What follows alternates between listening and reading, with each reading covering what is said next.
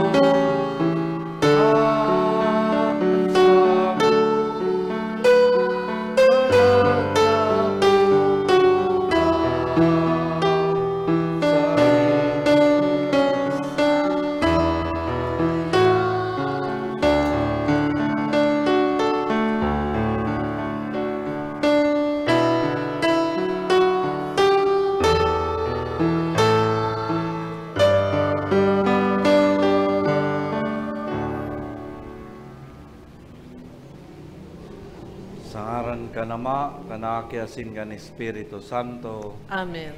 an kagurangnan mapasaindo, Asin sa imong espiritu. mga tugang akuntan sa tong mga kasalan tanganing magkanigo kita magselebrar kan mga banal na misteryo. Ika na sinugo sa pagpaumay kan mga nagsusulsol, kagurangnan mahera ka. Kagurangnan mahera ka. Ika na nagdigdi sa pagapod kan mga parakasala, Kristo mahera ka. Kristo mahera ka. Ika na nagtutukaw sa to kanama sa pagsurug sa mo, kagurangnan mahera ka. Kagurangnan mahera ka. Maherak manlugod sa to ang Diyos na makakamhan, asin pakapatawadan sa tong mga kasalan, darahon kita sa buhay na daing kasagkor. Amen. Mamibi kita. O Diyos, ginigikanan kan gabos na pagkaherak asin gabos na karahayan, na nagtukdo kan mga bayad sa kasalan sa pag-ayuno, pagpamibi asin paglimos, kaugaying hilnga an pagpahayag kan sa mong kapakumbabaan, tanganing kaming pinakumbaba kan sa mong konsensya, danay na paitaason kan sa imong pagkaherak. Uli kay Jesucristong kagurangnan niya mo sa imong aki, na kaiba mong nabubuhay asin nagahadi, kasaro kan Espiritu Santo, Diyos sa gabos na kapanahonan kan mga panahon. Amen. Matukaw po para sa liturhiya kan tataramon. Ang sampulong tugon itinaokan Diyos, tanganing magkaigwa nin katultulan asin katuninongan digdi sa kinaban. Kaibahan ka ini, iyo ang pagsadol sa satuya, na kinakaipuhan na gayong utubon. Hinanyugon po niya to an enot na babasahon. Pagbasa sa libro nin Exodo. Nagtaram ang Diyos kaini gabos, naan sabi, ako ang kagurangnan na sa imong Diyos, sinagpaluwas sa imo hali sa daga nin Ehipto, hali sa lugar nin kauripnan, dai ka magkakaigwa ning ibang mga Diyos sa atubang ko. Dai ka magigibo para sa imo nin idolo, o anuman na imahen kang mga yaon sa langit, sa itaas o nasa daga, sa ibaba o nasa tubig, sa irarom kang daga, dai ka sa inda magsasamba, ni maglilingkod, huli ta ako ang kagurangnan na sa imong Diyos. Diyos na maimon, nagsisingil kansala kang mga magurang sa mga aki. Sagkod sa ikatulo, asin ikaapat na kapag-arakian, kan mga nauungis sako. Alagad, balaog na mabuot sagkod sa ika-1,000 kapag-arakian, kang mga namumuot sako, asin naguutob kan sakong mga tugon. Dai mo pagbasang-basangon, ang ngaran kang kagurangnan na sa imong Diyos. Tadai papalampason sa padusa, kan kagurangnan, ang nagbabasang-basang kan sa iyang ngaran. Girumduma ang aldaw kan Sabat, tanganing mapabanal. Anom na aldaw, maglilingkod ka, asin magahaman kang gabos mong gibo. Alagad, ang ikapitong aldaw, Sabat para sa kagurangnan na sa imong Diyos. Dai ka maghahamanin anuman na gibo, ika o anaki mong lalaki, o anaki mong babae, an surugon mong lalaki, o an uripon mong babae, an sa imong mga ataman na hayop, o ang nakikihimanwa sa imo sa laog kan sa imong mga pintuan. Taanom na aldaw, ginibo kan kagurangnan ang langit, ang dagat asin ang gabos diyan, asin nagpahingalo siya ikapitong aldaw. Kaya binindisyonan kang kagurangnan aldaw nin Sabat, asin pinabanal. Galangan mo ang sa imong ama, asin ang sa imong ina. Tanganing maglawig ang sa imong mga aldaw, sa daga na itatao sa imo, kan kagurangnan na sa imong Diyos. Dai ka manggagadan, dai ka magsasambay, dai ka maghahabon, dai ka magsasaksing putik laban sa imong kapwa. Dai ka maara sarong kan sa imong kapwa. Dai ka maara sagom kan sa imong kapwa. Sa surugoon niyang lalaki o sa uripon niyang babae. Sa iyang baka o sa iyang asno o sa anuman na bagay na sa diri kan sa imong kapwa. Tataramon kan kagurangnan. Salamat sa Diyos. Kagurangnan, yaon sa imo ang mga tataramon nin buhay na daing kasagkoran. Kagurangnan, yaon sa imo ang mga tataramonin buhay na daing kasagkoran. Ang tugon kang kagurangnan, mayong kakundian. Nakakapaginhawa sa kalag. Ang patotoo kang kagurangnan, masasarigan. Nakakapadunong sa musmos. Kagurangnan, yaon sa imo ang mga tataramonin buhay na daing kasagkoran. Ang pagsunod kan kagurangnan, matanos, nakakapaugma sa puso.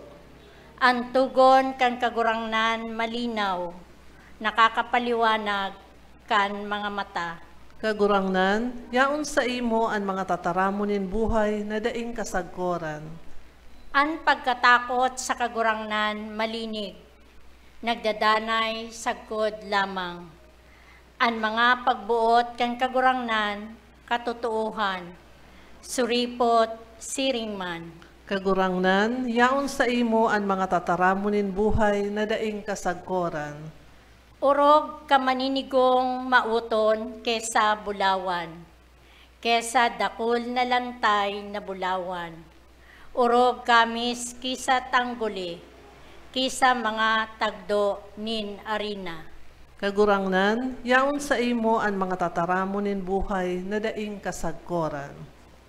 Sa ikaduhang babasahon, madadangog niyato na para sa mga Hudiyo o Griego, si Kristo hinaharubay bilang kapangyarihan asin kadunongan man sana kan Dios. Hinanyugon po niyato ang babasahon. Pagbasa sa inot na surat ni San Pablo sa mga taga-Korento. Mga tugang, tamantang ang mga Hudiyo, mga tanda ang hinahagad, asin ang mga Griego, kadunungan ang hinahanap, kami, inihaharubay mi si Kristo na ipinako sa krus. Sa mga Hudiyo, padungkalan, sa mga Hintil, kalulungan. Alagad, sa mga inapod, Hudiyo o Griego, si Kristo, kapangyarihan kan Diyos, asin kadunungan kan Diyos. Hulit ang lulong sa parte kan Diyos, urog kadunong kesa mga tao, asin ang maluya sa parte kan Diyos, urog kakusog kisa sa mga tao. Tataramon kan kagurangnan. Salamat sa Diyos. Matindog po sa pagrukyaw kabanal na Ebanghelyo.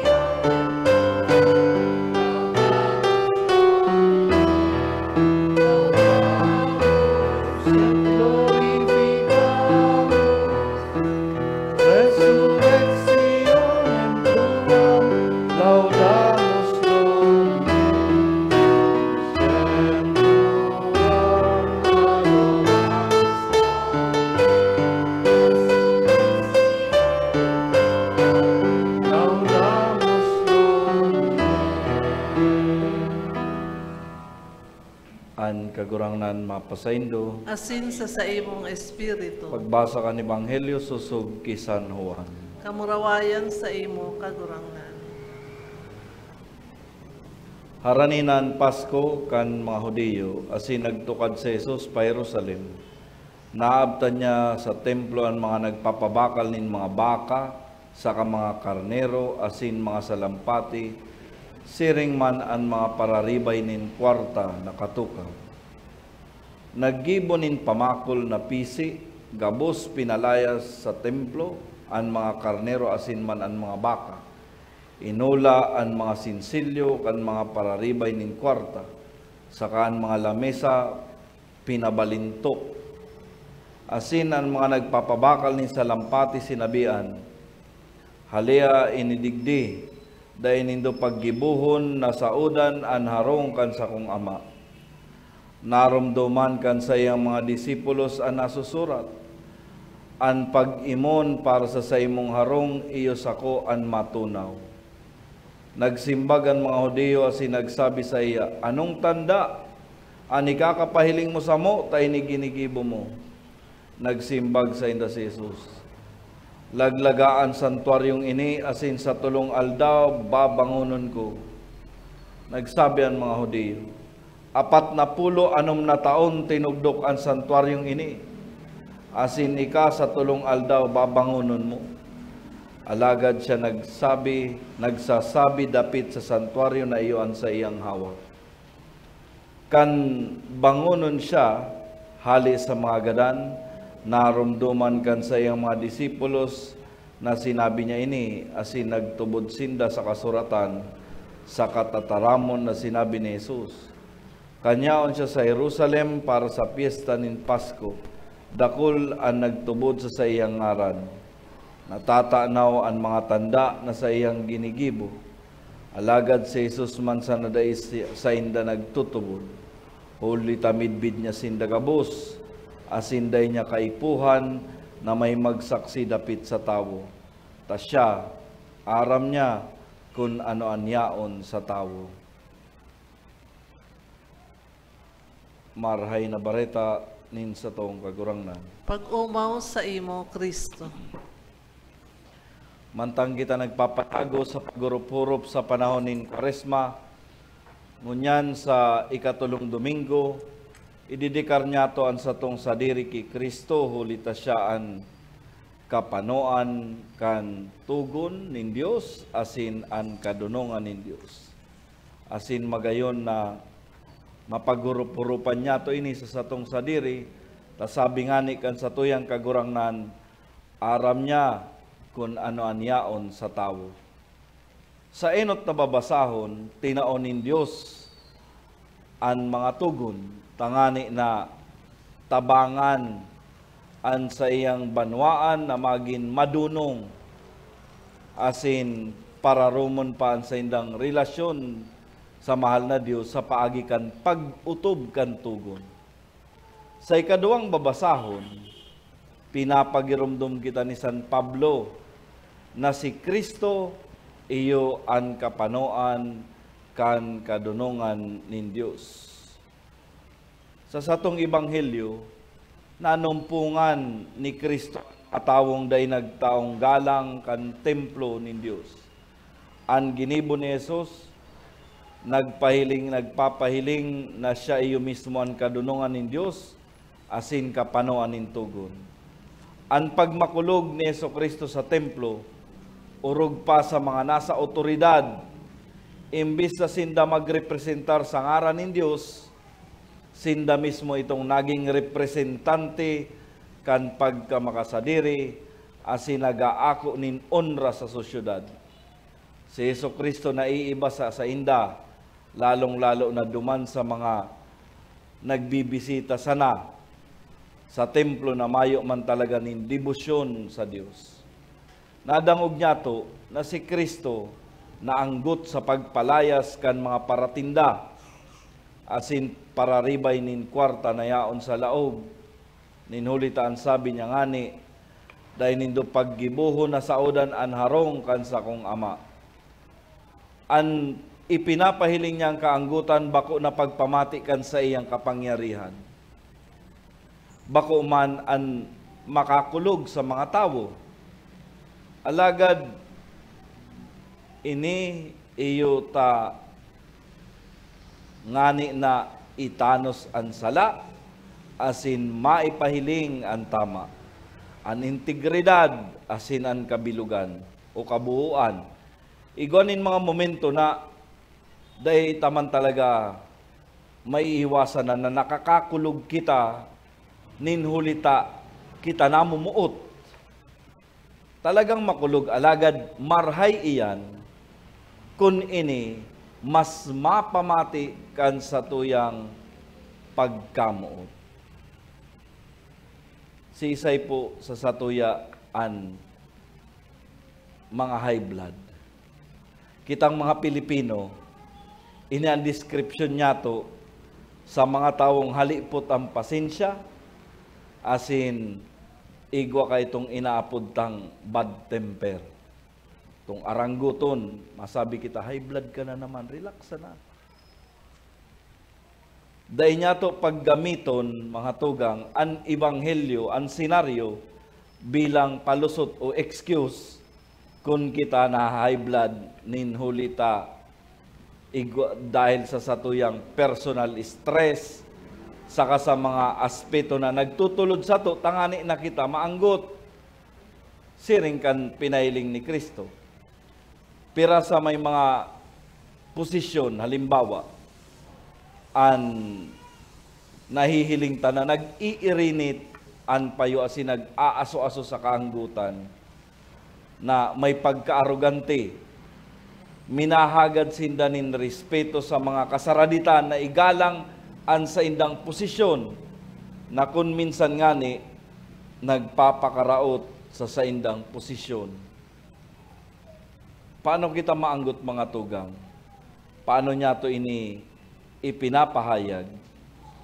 Kan pinabaralintok ni Kristo ang mga lamesa sa katukawan, pinadurulag ang mga nakakulong na mga hayop, inarapon ang mga sentimo, nagsabi siya, halian nindo ang mga bagay na inidigdi. Dahil nindo paggibuhon ang harong nin sa kong ama na saudan. Ang ginibo niya, huli sa pagkaherak asin pakisumaro sa mga tios na dinadaya asin niloloko. Kundakul an maawot magdulot nin atang sa templo, kadakol gayud na mga tios duman na may mga bit-bit na iaatang o idudulot hali sa hararayong lugar. Kung lalaki, parapasan. Tapos kung babae, biribit-bit mo ang sa imong idudulot na yaon sa laog kan kulungan.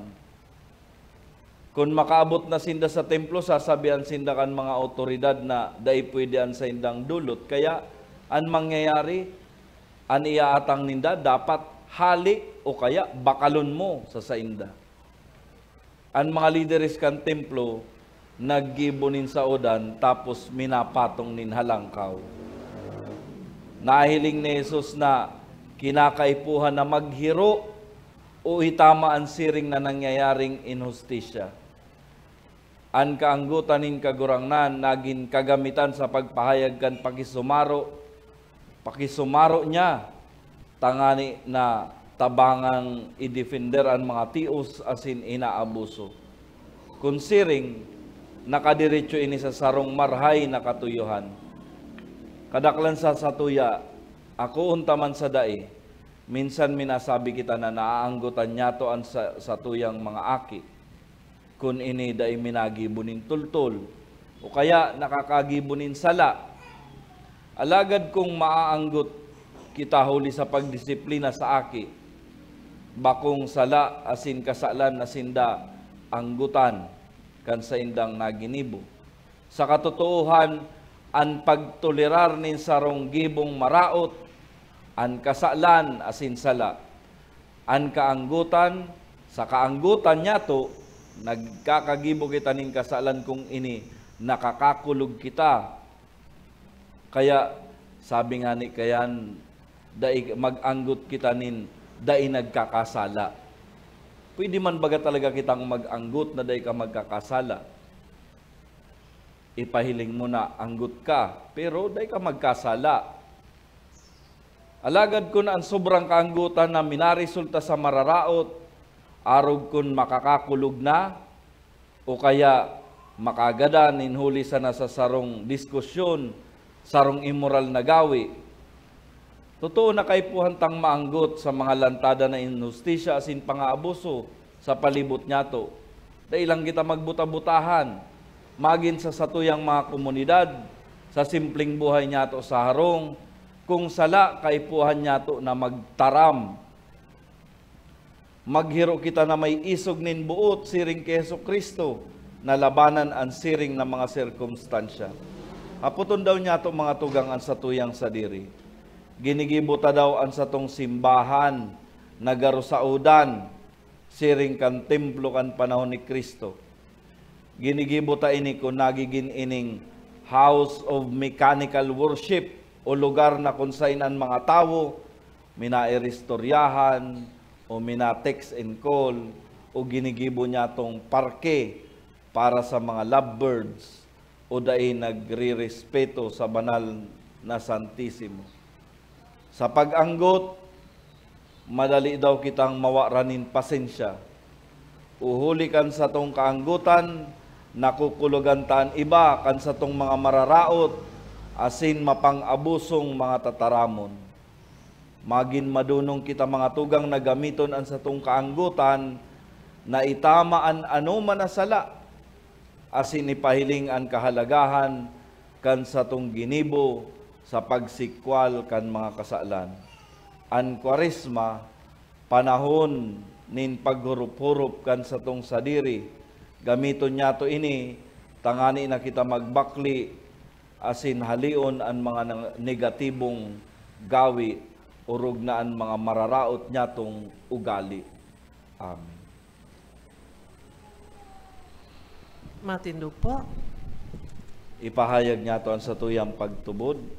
Nagtutubod ako Sa Dios amang makakamha, kaglalang kan langit asin daga, asin Espiritu Santo, namundag ki Birhen Maria, pinasakitan kan panahon ni Poncio Pilato, ipinako sa krus na gadan asin ilinubong, huminilig sa mga gadan, kanikatulong aldaw na buhay liwat hali sa mga gadan, suminakat sa kalangitan, nagtutukaw sa tuokan Diyos amang makakamhan, hali duman mabalik sa paghukom sa mga buhay asin mga gadan. Nagtutubod ako sa Espiritu Santo, sa banal na simbahan na Katoliko, sa parupakinabang nin mga santos, sa pagpatawad din mga kasalan, sa pagkabuhay liwat din laman, sa buhay na daing kasagkoran. Amen. Magarang kita sa Diyos Ama na padagos na namumuot asin nagmamangno sa to. Asin nagadon ta sa iya nagibuhon niyang mahuyo ang satuyang mga isip asin puso sa pagsunod kan sa iyang mga tugon. Sa lambang kaagadan ang satuya pon simbag kagurangnan hinanyugaan sa mong pamibi. Kagurangnan hinanyugaan sa mong pamibi. Tanganing an mga namamayo kan simbahan, magtukdo sa banwaan kan Dios na magutob kan mga tugon, huli sa pagkamuot, bakong huli sa pagkatakot. Ipamibi niya to sa kagurangnan. Kagurangnan hinanyugaan sa mong pamibi. Tanganing kita maging maimbod sa tugon na mamuot sa Diyos asin sa kapwa, ipamibi niya to sa kagurangnan. Kagurangnan hinanyugaan sa mong pamibi. Tanganing an mga naglalakaw sa kadikluman, nin karatan, asin kasaklan, huli sa pagpasipara, asin da ipagsabuhay kan mga sampulong tugon, ipamibi niya to sa kagurangnan. Kagurangnan hinanyugaan sa mong pamibi. Tanganing da niya to pabayaan, an mga naghihelang, mga maedad na, mga nagsusulo-solo, asin ang gabos na nagsasakit sa satuyang pag-iriba, ipamibi niya to sa kagurangnan. Hinanyugaan sa mong pamibi. Tanganing an mga gadan niyatong mahal sa buhay, magkamit kan kapahingaluan na daing kasagkoran, ipamibi niya to sa kagurangnan. Kagurangnan hinanyugaan sa mong pamibi. Langit no na Ama, ako ang sa mo yung mga pamibi na dinudulot mi sa pagtubod, pasabutan sa mo ang pagkamuot asin katuninongan ni Jesus sa imong aki asin sa muyang paratubos. na nabubuhay asin nagahade sa kapanahonan kan mga panahon. Amen. Matukaw po para sa liturhiya kan Eucharistia.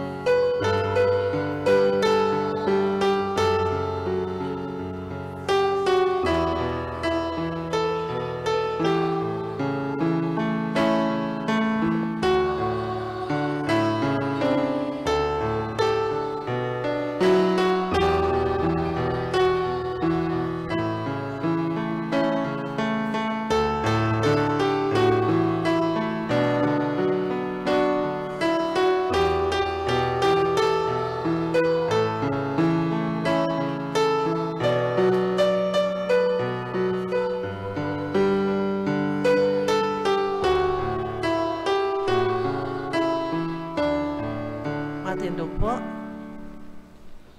Magpamibi ka mo mga tugang tanganingan sa ko asinan sa indong atang makumanlugod kan Dios sa mang makakamhan. Ako on manlugod kan kagurangnan, an atang sa imong mga kamot, para sa kaumawan asin kamurawayan kan sa iyang ngaran, para man sa pakinabang niya to asin kan bilog niyang banal na simbahan. Kagurangnan, huli kayo ning mga sakripisyo, kaugaying itugot mo na kaming namimibing patawadon sa samong mga kasumbikalan, magingo ang magpatawad sa kapwa uli kay Kristo sa mong kagurangnan. Amen. An kagurangnan mapasaindo, Asin sa imong espiritu, itaas ang mga puso, initaas mi na sa kagurangnan. magpasalamat kita sa kagurangnan sa tuyang Dios. Maninigo asin dapat. Totoong maninigo asin dapat, matanos asin nakakaligtas na danay asin minsan saen. Magpasalamat kami sa imo kagurangnan, banal na Ama, Dios na makakamahana daing kasagkuran. Tanganing ikabalik sa mga akimuan kalinigan nin mga isip, nagtalaan kanin mabiyayang panahon na talingkas ang isip sa mga maraot na kamautan, pakinabangan nindaan mga agisa ng bagay, tanganing magdayupot sa mga nagdadanay. Kaya kay bakan gabos na santos asin angeles, sarabay kaming nag-uumaw sa imo, daing tapos na nagsasabi.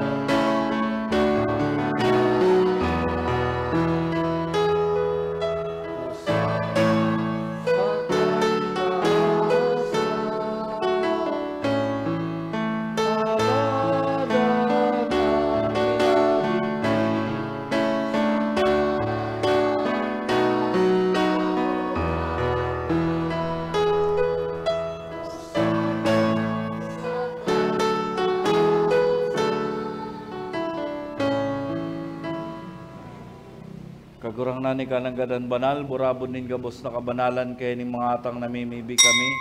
Pabanalakan ng bonkan sa imong espiritu, tanganing para sa mo maginhawak sindugo, kan sa mong kagurang na si Jesu Kristo. Kan siya sa rugaring niyambot, pinasaluiban sagkot sa pasyon, nagkuha siya nin tinapay asin pagpasalamat. Binaakini asin itinaw sa iyang mga disipulos na ansabi, magakok ang magabos asin magkakan kay ni. Tainan sa kuyang hawak na idudulot para sa indo.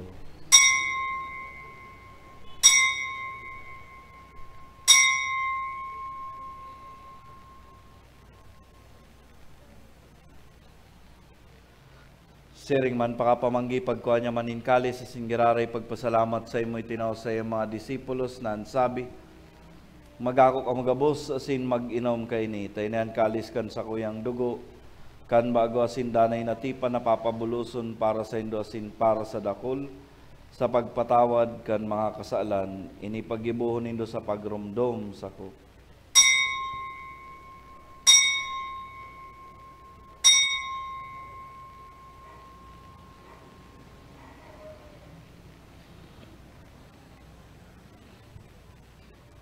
Misteryo kan pagtubod.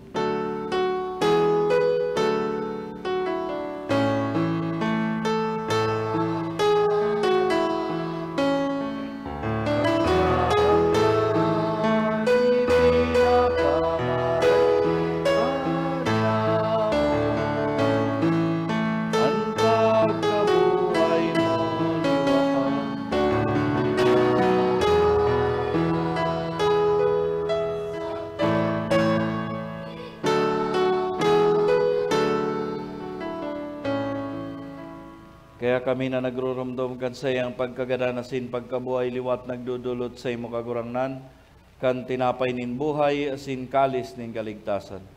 Nagpapasalamat a pinapagkanig mo na magatubang, asin maglingkod sa imo. Asin nagikimahera kaming nag-aarang na kaming nagpapakinabang kan hawak asin dugo ni Kristo, pagsararoon kan Espiritu Santo. Girumduma kagurangnan sa imong simbahan na nakalakop sa bilog na kinaban, tanganing malubos mo siya sa pagkamot, kay bakan sa mong Papa si Francisco, singan sa mong Obispo si Rolando, singan gabos na klero. Siring man girumduma sa imong pagkaherakan sa mong mga tugang na nagturog sa paglawom kan pagkabuhay liwat, sinan gabos na mga gadan. Dangan ako asinda sa liwanag kan sa imong lalawgon.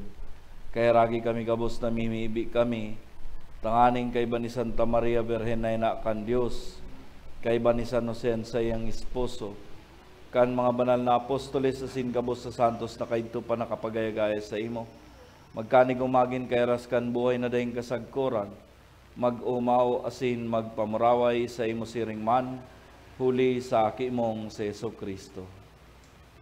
Huli sa iya, sin kay bana asin sa iya sa imo Diyos samang makakamhan, kasaro kan Espiritu Santo ang gabos na kagalangan asin kamurawayan, sa gabos na kapanahonan kan mga panahon.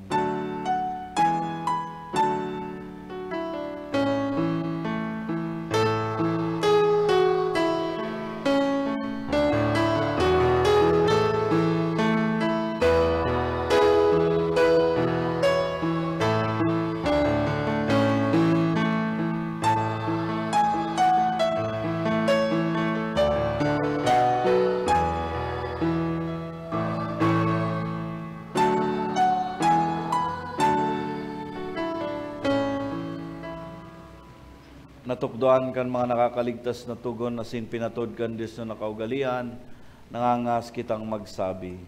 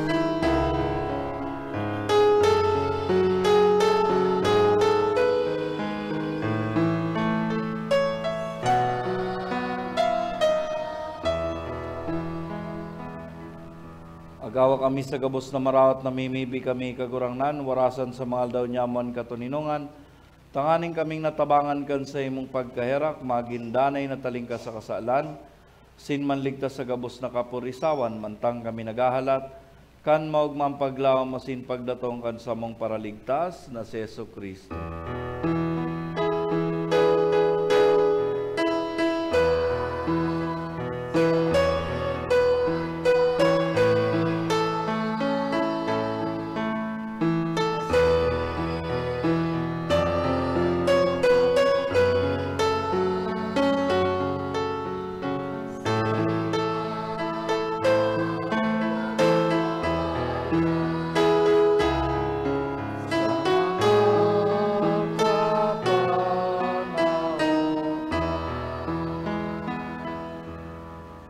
Yesu Kristo ang kagurangnan ika na nagsabi sa imong mga apostoles, katuninungan ni winawalat ko sa Indo, an sa kong katuninungan itinataw ko sa Indo.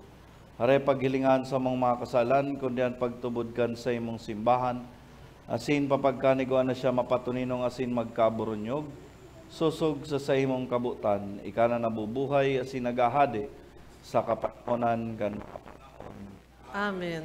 an katuninongan kan kagurang nandanay na mapa sa Indo. Asin sa imong espiritu. Magpatinarawan kamo nin katuninongan.